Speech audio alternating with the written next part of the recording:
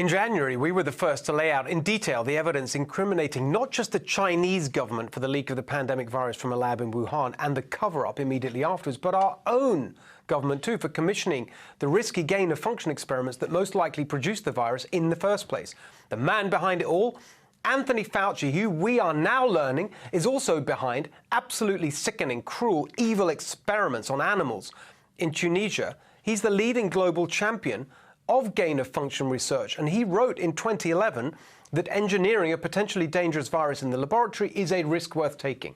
When we put our evidence directly to the NIH, where Fauci heads the Infectious Diseases Institute, they categorically denied what we reported. It was not gain-of-function, they said. 3 times we went back to them. 3 times they said we were lying. We continued to dig into this story with every month that passed. The evidence that this pandemic virus was indeed the result of Fauci's experiments piled up. No evidence for the alternative theory that this was a naturally occurring virus has been found. No intermediate animal host, nothing. In May, Senator Rand Paul confronted Fauci directly over his funding of gain-of-function research in Wuhan. Fauci could not have been more categorical. The NIH has not ever and does not now fund gain-of-function research in the Wuhan Institute of Virology. Do they fund Dr. Barrick? If you look at the grant and you look at the progress reports, it is not gain-of-function. I will repeat again, the NIH and NIAID categorically has not funded gain-of-function research to be conducted in the Wuhan Institute of Virology. We did look at the grant. We did look at the progress reports. Gain-of-function techniques were part of the research project that Fauci commissioned. We played you a recording of an academic conference where Fauci himself described those techniques as gain-of-function, but still they insisted it wasn't gain-of-function. Black is white, Monday is Wednesday. And of course, the fawning Fauci fanboys and girls in the media unquestioningly took Fauci's side. Nothing brings out Senator Paul's propensity to act like an ass, like a congressional appearance by Fauci. There's nothing to prove there, and he keeps embarrassing himself. Rand Paul, stop it. You look like an idiot. What idiots they all look now, these preening, self-regarding fools who pompously huff and puff about journalism, parroting the government line instead of doing their job. Because look what happened this week.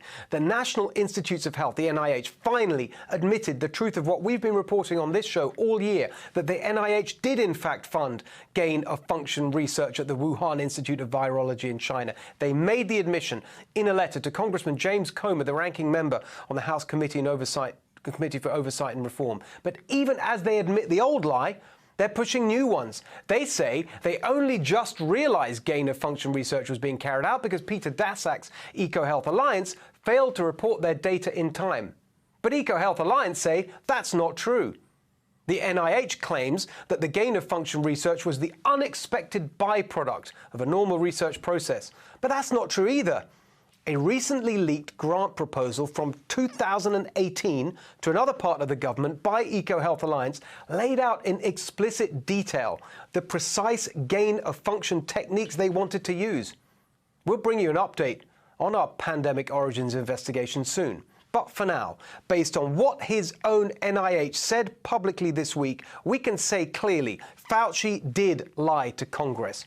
What he said is a violation of U.S. Code Title 18, Section 1001, subsection A.